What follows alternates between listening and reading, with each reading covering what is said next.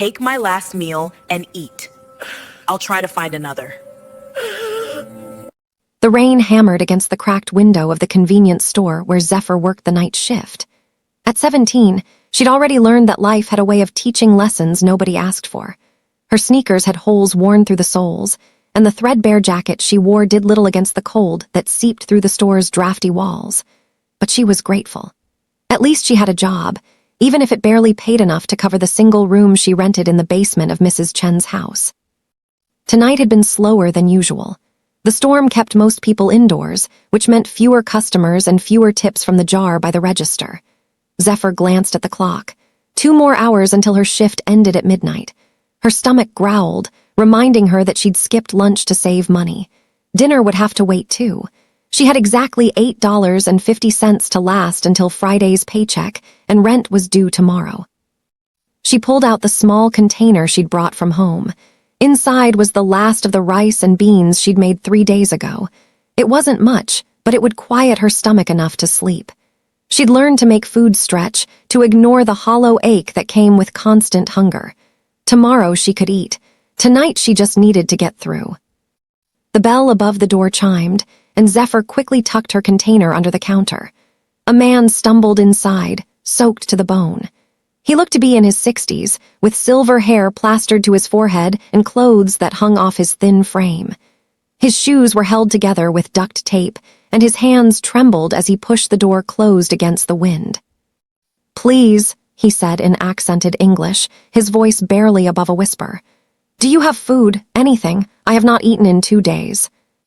Zephyr's heart clenched. She recognized that desperation in his eyes. She'd seen it in her own mirror more times than she cared to count. The man shuffled toward the counter, leaving wet footprints on the linoleum. Up close, she could see how gaunt his face was, the way his cheekbones jutted out sharply. His lips were cracked and bleeding. "I'm sorry," she said softly. "We don't give out free food here, store policy." The man nodded slowly, as if he'd expected this answer. He reached into his pocket and pulled out a handful of coins, counting them with shaking fingers.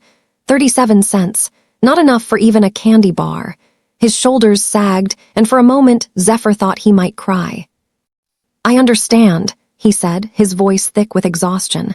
"Thank you anyway." He turned to leave, and something inside Zephyr broke. She thought about all the times she'd gone to bed hungry, all the nights she'd cried herself to sleep wondering if things would ever get better. She thought about the kindness of strangers who'd helped her when she had nothing, the teacher who'd brought her lunch in 7th grade when she'd fainted from hunger, the bus driver who let her ride free when she couldn't afford fare. "Wait," she called out. The man stopped, his hand on the door. Zephyr reached under the counter and grabbed her container. She walked around and held it out to him. "Here, take this." The man stared at the food, then at her face. "I cannot," he said. "This is yours." "I already ate," Zephyr lied. "I was just going to throw it away anyway. Please take it." The man's eyes filled with tears. He took the container with both hands, holding it like it was something precious. "Bless you," he whispered. "Bless you, child." He sat down on the floor right there by the door, too weak to care about propriety, and ate with his hands. Zephyr watched him, her own stomach cramping with hunger, but feeling somehow fuller than she had in months. When he finished, he carefully closed the container and stood up, moving with more strength than before. "What is your name?" he asked. "Zephyr." He repeated it slowly, as if committing it to memory. "Zephyr, I am Young. I will not forget your kindness." He bowed deeply, a formal gesture that seemed out of place in the dingy convenience store. Then he left, disappearing into the rain. The rest of Zephyr's shift crawled by. Her hunger grew sharper, more insistent, but she pushed it down. She'd done the right thing. That had to count for something, even if her stomach disagreed. When midnight finally came, she locked up the store and began the long walk home. The rain had stopped, but the streets were slick and empty. She was halfway home when she noticed the car, a sleek black sedan moving slowly behind her. Her pulse quickened. This neighborhood wasn't safe at night, and a car like that didn't belong here. She walked faster, but the car kept pace. Finally, it pulled up beside her and the window rolled down. "Miss Zephyr," A woman in a crisp suit looked out at her. "Please, don't be afraid. Mr. Kim would like to speak with you." "I don't know any Mr. Kim," Zephyr said, backing away. "The man you helped tonight. He asked us to find you." Zephyr's mind raced.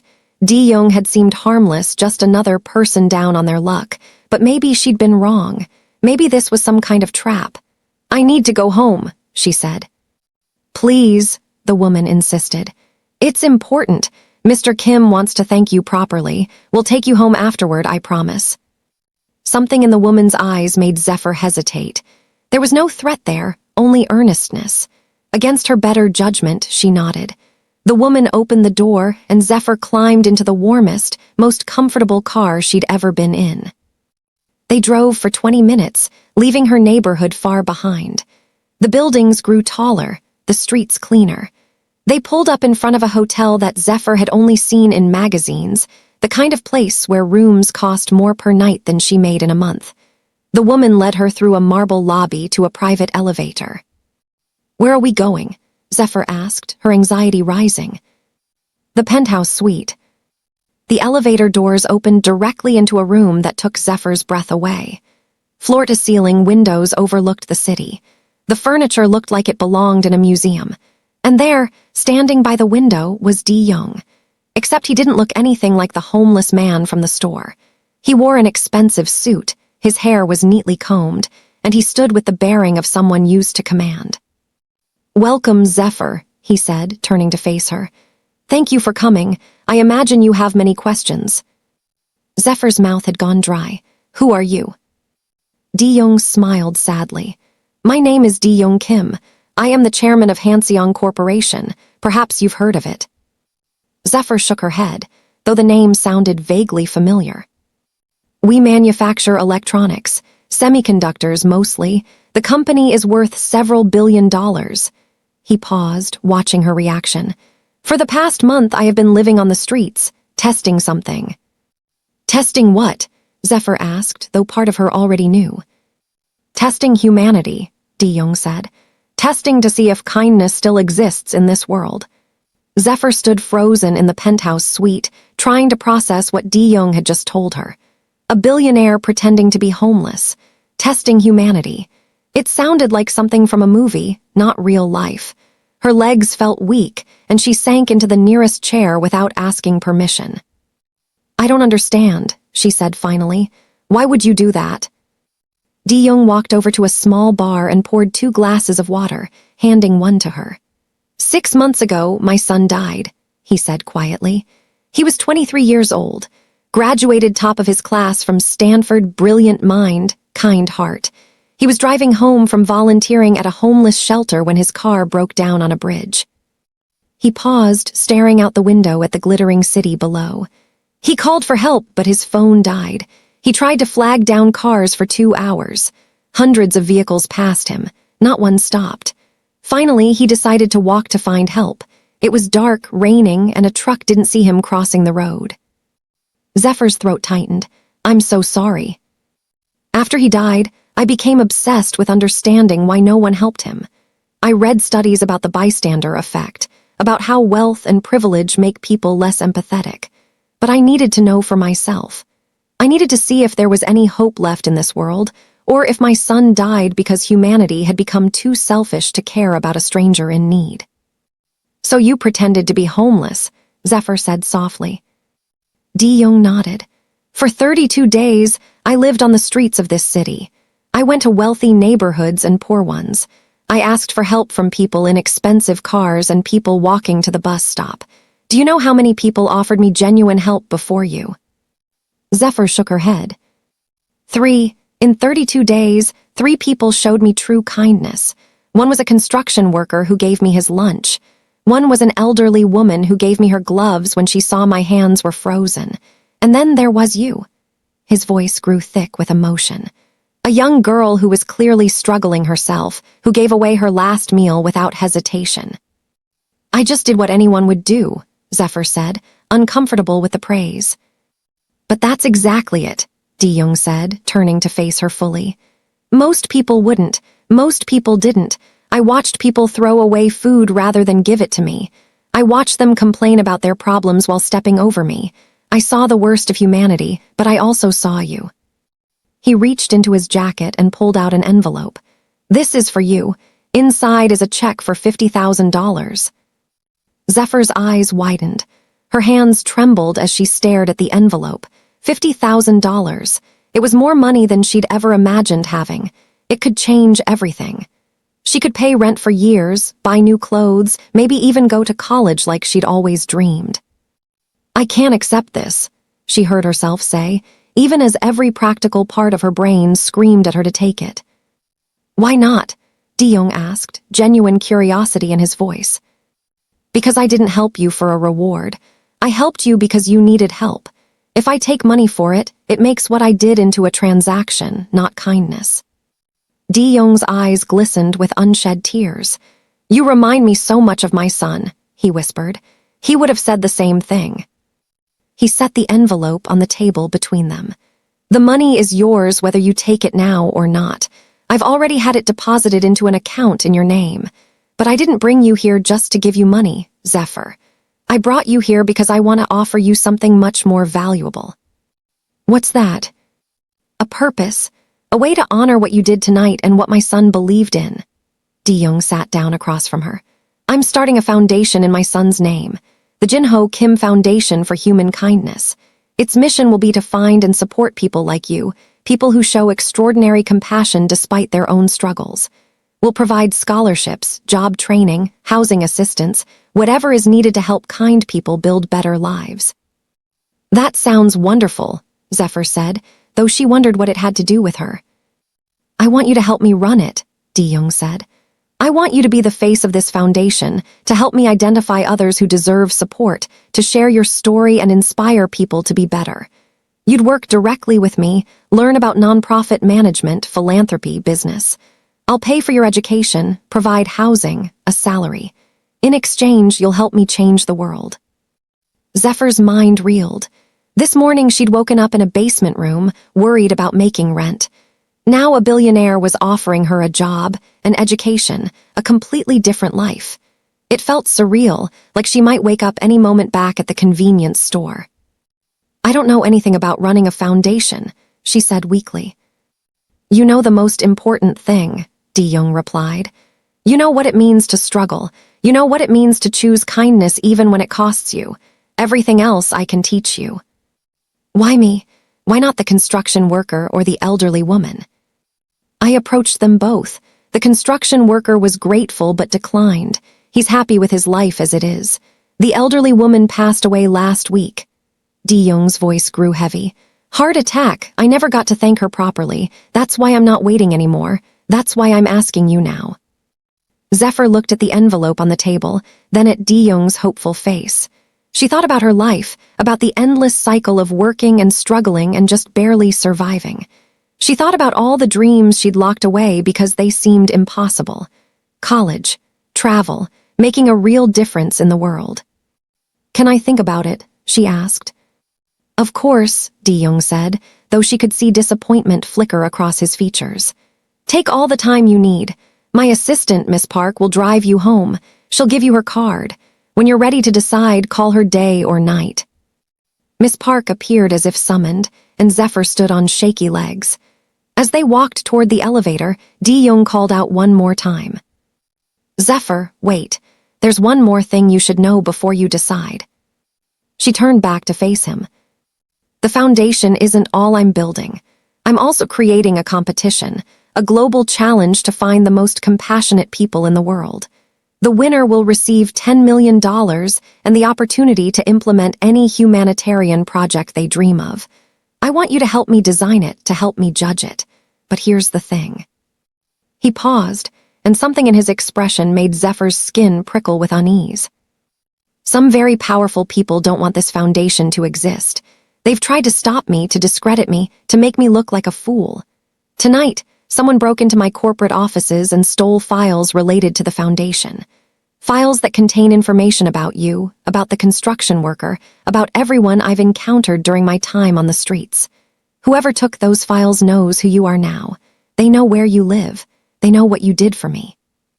Zephyr's breath caught in her throat. What are you saying? I'm saying that by helping me tonight, you may have put yourself in danger. And I'm saying that if you take this job, if you become the public face of this foundation, that danger will only increase. There are people who profit from keeping others desperate and afraid, people who don't want the world to become more compassionate because compassion threatens their power. Then why are you still doing it? Zephyr asked, her voice barely a whisper. Di-young smiled, but it didn't reach his eyes. Because my son died believing that kindness could change the world, and I'll be damned if I let him die for nothing. The elevator doors opened, and Miss Park gestured for Zephyr to enter. As the doors began to close, Di-young spoke one final time, his words following her down into the darkness. Choose carefully, Zephyr. Your life will never be the same either way. But only one path leads to the truth about what really happened tonight and why someone wants to stop people like you from being celebrated.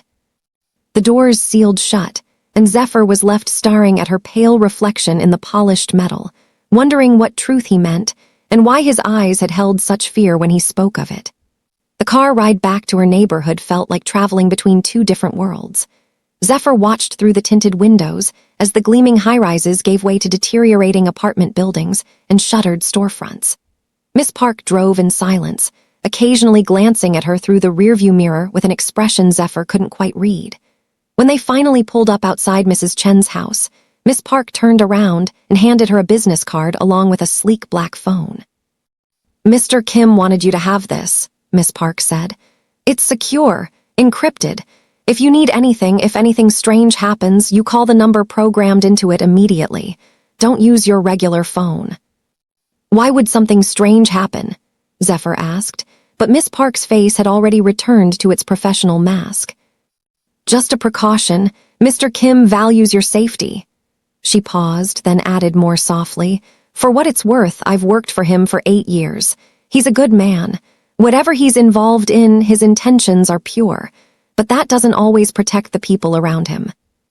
Before Zephyr could ask what she meant, Miss Park had already turned back around, signaling the conversation was over. Zephyr climbed out of the car, clutching the phone and business card like talismans. She watched the sedan disappear around the corner before heading down the cracked concrete steps to her basement room. The door was slightly ajar. Zephyr's heart hammered against her ribs. She always locked her door, always. Mrs. Chen was paranoid about security and had installed a deadbolt after the break-in 2 doors down last summer. Zephyr stood frozen on the bottom step, debating whether to go inside or run. The new phone felt heavy in her pocket. She could call Miss Park, but what would she say? That her door was open. Maybe she'd just forgotten to lock it in her rush to get to work. She pushed the door open slowly. The single lamp she'd left on cast long shadows across the small room. Everything looked normal at first glance. Her mattress on the floor with its worn blankets, the plastic crate she used as a nightstand, the mini fridge humming in the corner. But then she noticed it. Her notebook, the one where she kept her drawings and wrote poetry, was sitting on top of the crate. She always kept it hidden under the mattress. Someone had been here. Zephyr's hands shook as she pulled out the encrypted phone and dialed the only number in it. Miss Park answered on the first ring. "What's wrong?" "Someone was in my room. They moved my things." "Get out of there. Now, walk to the corner of Elmwood and 5th Street. Don't run, don't draw attention to yourself. A car will be there in 4 minutes." The line went dead. Zephyr grabbed the few things that mattered to her, stuffing them into her backpack. The photograph of her mother, taken a week before the cancer took her. The silver necklace that had been her grandmother's. The acceptance letter from community college she'd received last year but couldn't afford to act on. She was reaching for her notebook when she noticed something tucked between its pages. A photograph. Her blood turned to ice. It was a picture of her from tonight, standing behind the counter at the convenience store, handing the container of food to Di-young. But that wasn't what made her freeze. In the corner of the photo, written in red ink, were 4 words. "Kindness has a price." Zephyr ran. She burst out of the basement room and up the steps, not caring about Miss Park's warning to stay calm. Her lungs burned as she sprinted down the dark street toward Elmwood.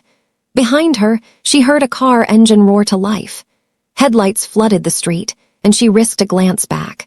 A dark SUV with tinted windows was accelerating toward her. She cut through an alley, jumping over scattered trash bags and dodging a homeless man sleeping against a dumpster. The SUV couldn't follow her here. She emerged on Elmwood just as a silver car screeched to a halt in front of her. The passenger door flew open, and Miss Park's voice cut through the night. "Get in." Zephyr dove into the car, and Miss Park gunned the engine before the door was even closed. Through the rear window, Zephyr watched the SUV emerge from the alley, but Miss Park was already 3 blocks ahead, weaving through traffic with practiced precision. "Who were they?" Zephyr gasped, trying to catch her breath. "We're not sure yet. Mr. Kim has enemies, people who have opposed his business practices for years. But this is different, more aggressive." Miss Park's knuckles were white on the steering wheel. "He's arranging a safe house for you, somewhere they can't find you until we figure out what's going on." They drove for another 30 minutes, finally pulling into an underground parking garage beneath a residential building in a neighborhood Zephyr didn't recognize. Miss Park led her to an elevator that required a keycard to operate, then to an apartment on the 15th floor. The space was modest but clean, with actual furniture and a kitchen that made Zephyr's basement room look like a cave. "You'll stay here tonight," Miss Park said, handing her the keycard. "Mr. Kim will come in the morning to explain everything. There's food in the refrigerator, clothes in the bedroom that should fit you. Don't open the door for anyone but me or Mr. Kim. Don't call anyone. Don't post anything on social media. Just rest." After Miss Park left, Zephyr stood in the center of the living room, feeling untethered from reality. 24 hours ago, her biggest worry had been making rent. Now she was hiding in a safe house from mysterious people who'd broken into her room and left threatening photographs.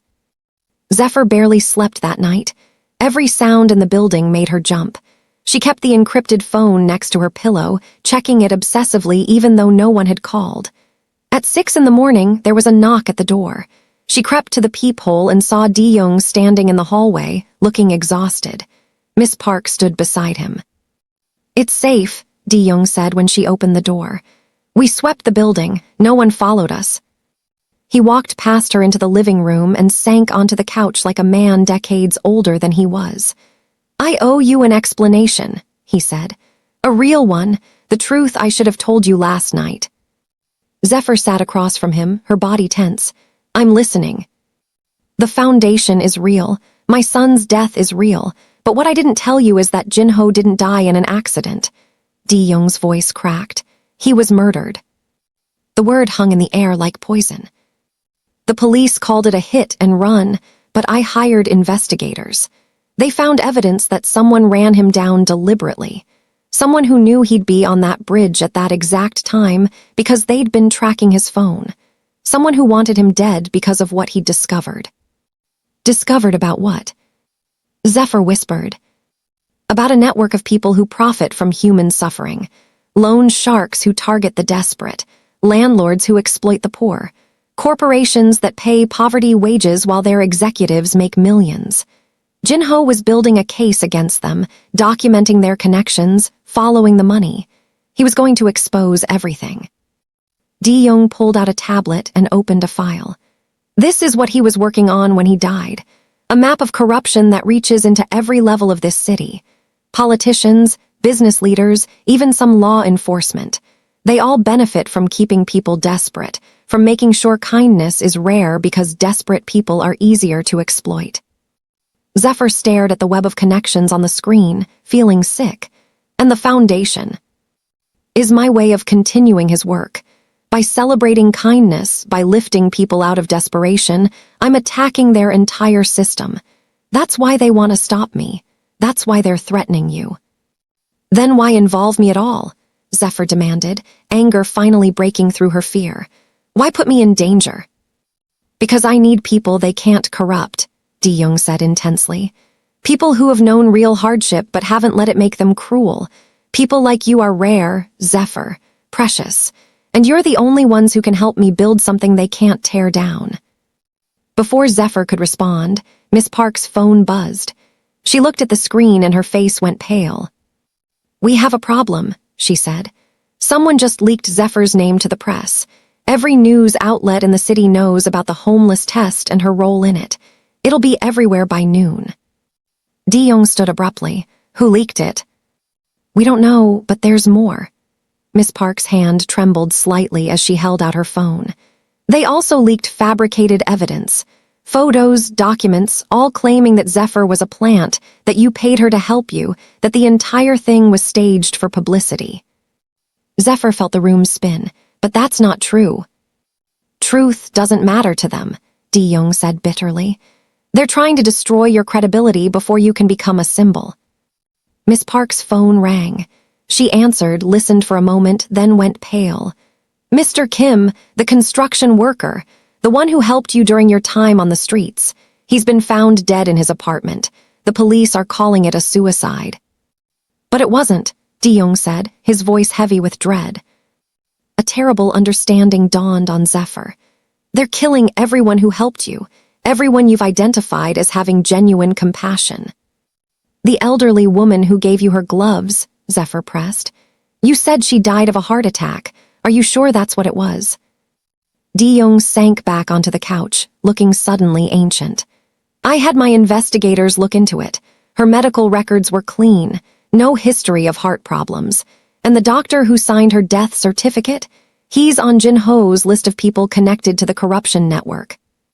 They've been killing them all along, Zephyr breathed, since the moment you identified them as good people. Which means they've been watching me longer than I thought, Di-young said. Then why am I still alive? Zephyr asked. The question hung in the air, unanswered. Finally, Miss Park spoke up. Because you're different somehow. Because they have other plans for you. She hesitated. Or because you're the trap. They let you live. They made sure your meeting with Mr. Kim was documented. They leaked your story with fabricated evidence ready to go. If they can turn people against you, make you look like a fraud, then nobody will ever believe in the Foundation. You're the weapon they're using to destroy everything. Zephyr felt like the floor had dropped out from under her. Before anyone could speak, Miss Park's phone buzzed again. When she looked at the screen, all the color drained from her face. What now? Di-young demanded. Miss Park turned the phone around. On the screen was a photograph of Zephyr's mother. Not the old photo Zephyr kept in her bag, but a new one. Recent. Except that was impossible because her mother had been dead for 3 years. Beneath the photo were 5 words that made Zephyr's world tilt sideways. Did she really die, Zephyr?